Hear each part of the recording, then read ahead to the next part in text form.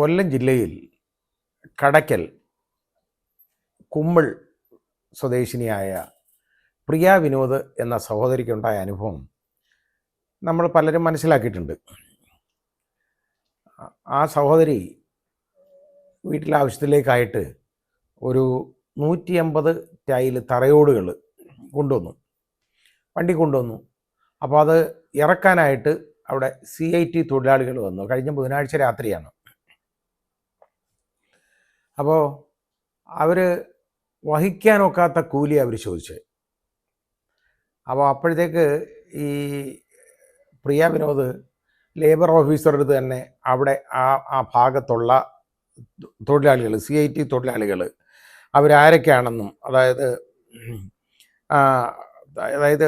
ഈ തച്ചോണം ഭാഗത്ത് ഉള്ള CIT തൊഴിലാളികൾ, ആ ചുമട്ട് തൊഴിലാളികൾ ആരൊക്കെയാണെന്നും അവരുടെ റേറ്റ് എത്ര ആണെന്നും ഉള്ളതിനെക്കുറിച്ച് ചോദിക്കുകയും മനസ്സിലാക്കുകയൊക്കെ ചെയ്തു.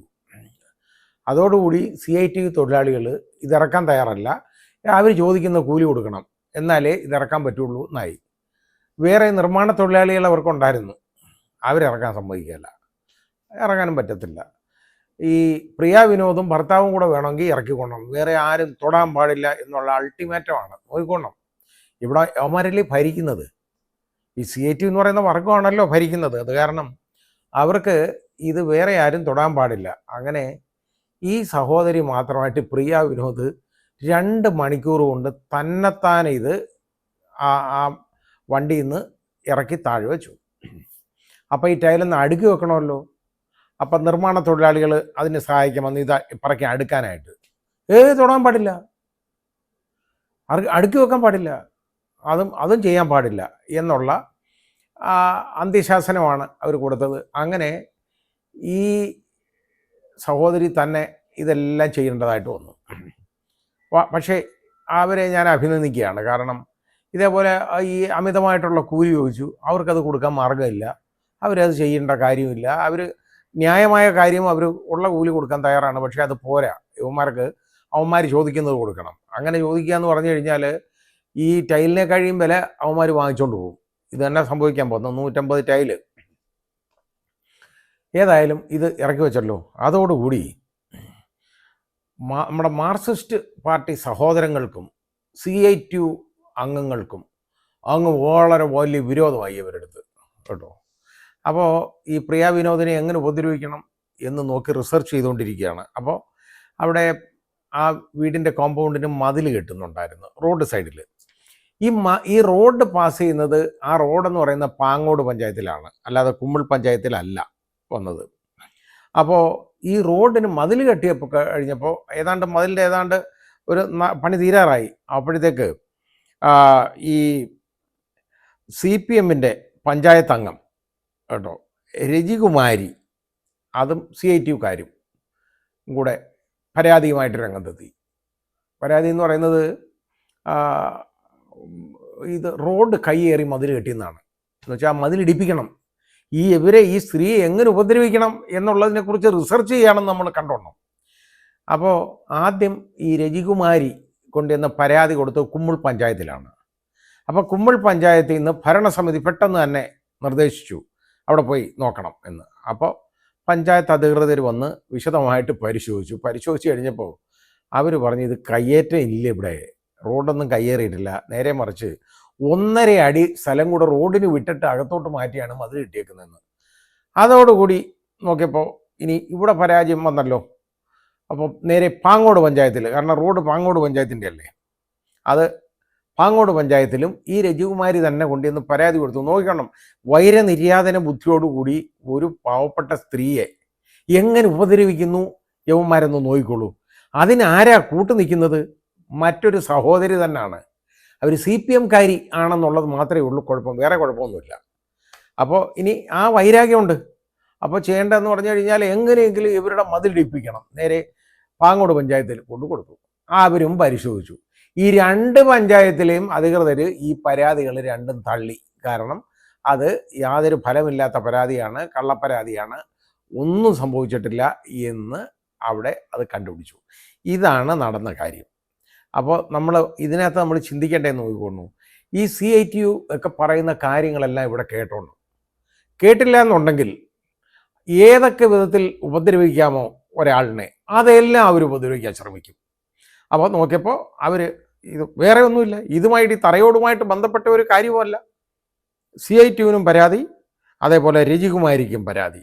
രജിതകുമാരിക്കും CITUവിനുമാണ് പരാതി. ഉണ്ടായാലും കൊള്ളാം, നല്ല ഒരു പഞ്ചായത്ത് അംഗം കേട്ടോ, വളരെ നല്ല പഞ്ചായത്ത് അംഗം, നല്ല സേവനമാണ്. ഇതുപോലെ തന്നെ സേവിക്കണം ജനങ്ങളെ കേട്ടോ, സ്തുത്യർഹമായ സേവനമാണ്.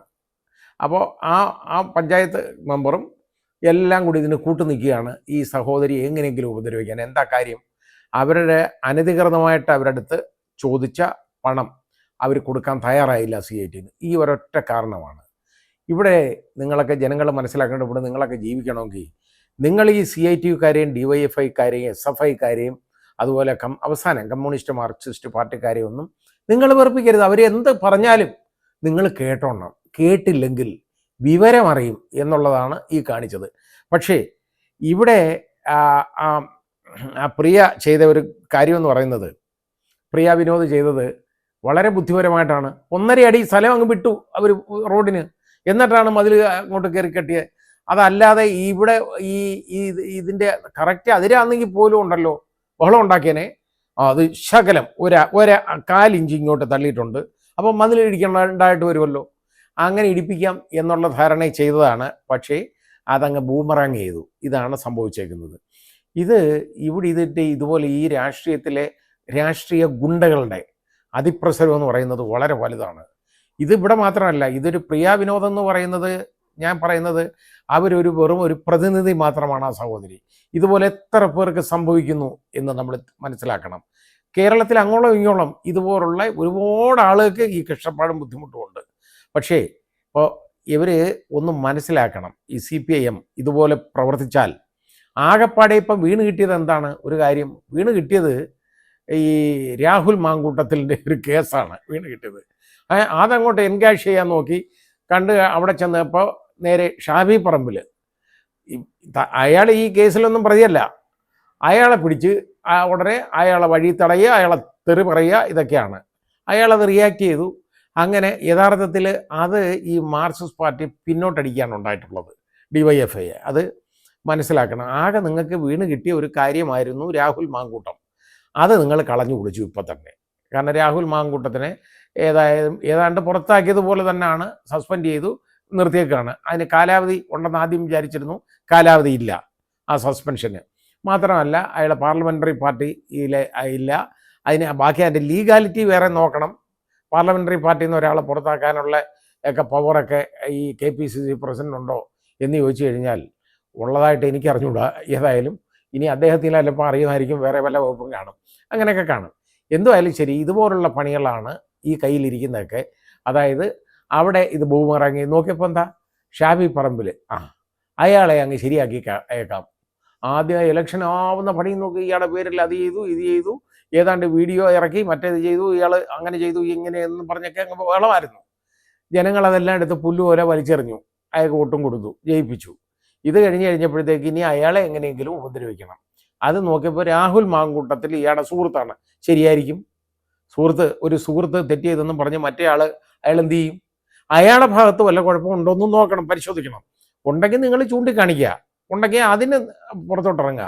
ഏതായാലും അതിന് പകരമായിട്ട് ഷാഫിയുടെ മണ്ടേ കയറിയിട്ടുണ്ടെന്ന കാര്യം എന്ന് ഞാൻ ഇത് പറയാൻ വന്നത്, ഇവരാരെയും വെറുതെ വിടത്തില്ല, ഇവർ നോക്കിയിരിക്കുകയാണ് ഇനി. അതുകൊണ്ട് ജനങ്ങൾ ജാഗരൂകരായിരിക്കണം.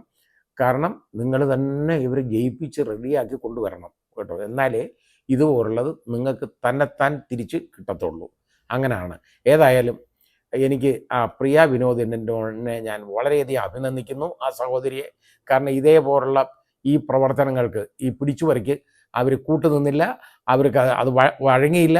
അവർ അന്തസ്സായിട്ട് തന്നെത്താൻ കഷ്ടപ്പെട്ടെങ്കിലും അവർ ആ ജോലി സ്വയമായിട്ട് ചെയ്യേണ്ടതായിട്ട് ഒന്ന് ചെയ്തു.